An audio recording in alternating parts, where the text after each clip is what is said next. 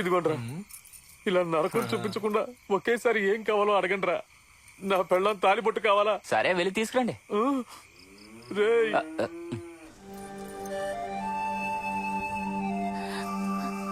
చాలా థ్యాంక్స్ అండి, ఇది నా చైనే.